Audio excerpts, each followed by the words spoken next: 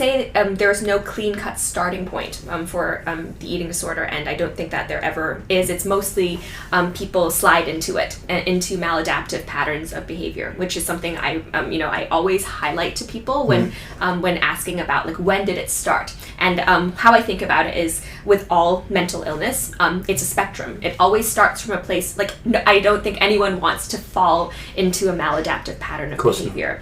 So, at the start, it's always thinking about, how can I achieve certain outcomes? Because, ultimately, how can I receive love and respect for being me? And that was the core of the reasoning behind coming into different, these new patterns of behavior, like exercising more, eating in a certain way, because that's what the media tells us. That's what our culture tells us is how we can receive more acceptance to show up in a more successful, quote-unquote, successful way. You start to develop a self-awareness surrounding, what do people like? Like, how do I show up in a way that is interesting to other people, show up in a way that will give me the sense of validation?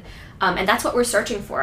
In teenage years, it's more pronounced because we're looking for our place in the world. We're developing our sense of identity. And so the teenage years are particularly precarious in that way, where it's like, how do I find my place?